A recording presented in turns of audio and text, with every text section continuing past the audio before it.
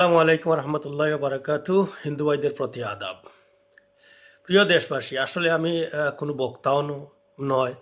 আমি খুব ভালো মানে ইনফ্লুয়েন্সারও নয়। আমি আসলে একজন দেশের মানুষ, একজন দেশপ্রেমী মানুষ। আপনাদের আপনাদের মতো আমি একজন দেশপ্রেমিক মানুষ, যে দেশটাকে নিজের অন্তরে ধারণ করে এবং সব সময় আমি এই বাংলাদেশটাকে ভালোবাসি।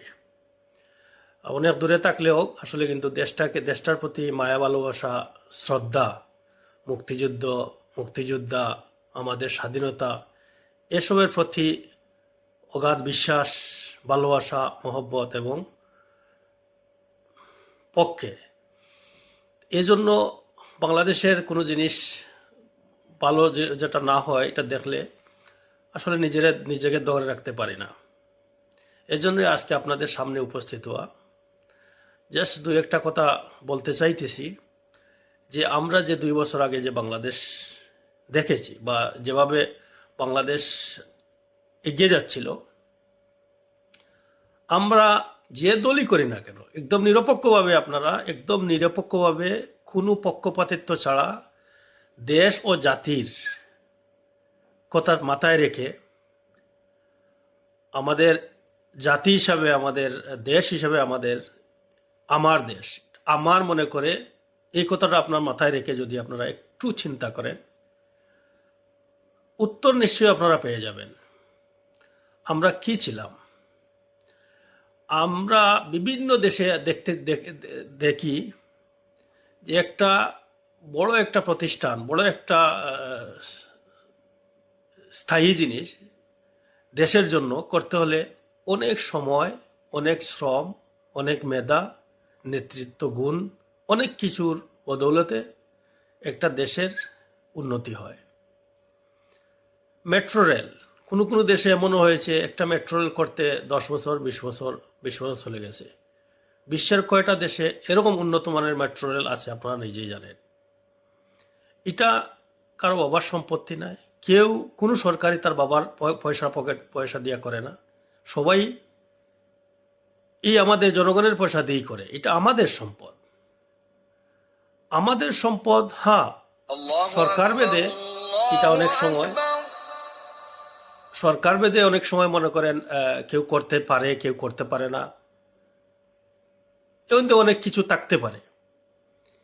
কিন্তু যেটা হয়ে গেছে, যে সরকারই করেছে, যে সরকারই করুক, আমি বলছি না আওয়ামী লীগ করছে, শেখ হাসিনা করছে, এটা বলছি না, যে সরকারই করুক। যেমন আমাদের সংসদ ভবন জেনারেল এরশাদ সাহেব করেছেন, আমরা কি এটা ভেঙে দেব? অবশ্যই না।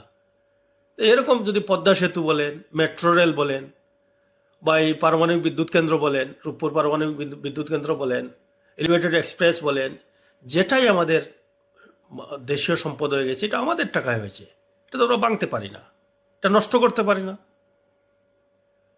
এটা এটা আমরা চেষ্টা করব যে আমরা সুন্দর করে রাখার জন্য। হ্যাঁ, পাবলিক হিসাবে, মানুষ হিসাবে হয়তো আমরা যেহেতু আমাদের না মনে করি, এই জন্য আমরা অনেক সময় টেক কেয়ার করি না। আমরা তো উন্নত দেশ, আমাদের মগজ এখনো হয় নাই যে এই সম্পদটা যে এটা আমাদের অনেকের বোঝার ক্ষমতা, দক্ষতা, যোগ্যতা এখনো হয় নাই। তাই আমরা সরকারি মাল মনে করে মিস ইউজ করি, ময়লা পালাই,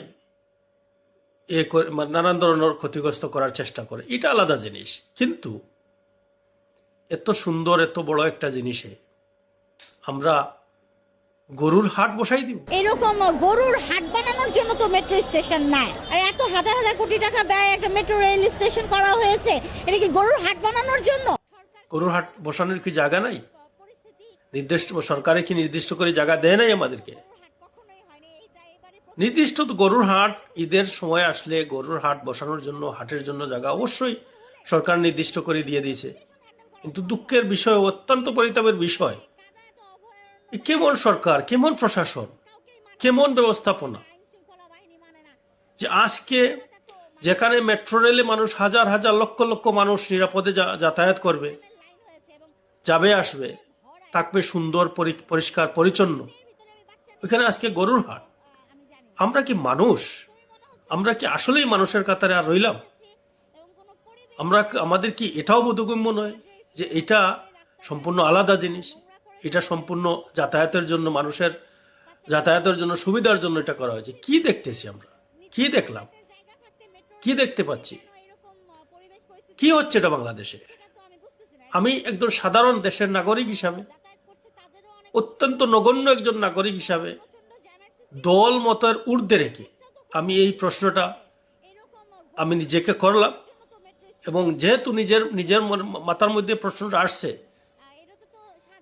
যে আমরা কি করতে চাচ্ছি, আমরা কে, এজন্য আপনাদের কাছে এই প্রশ্নটা ছড়লাম।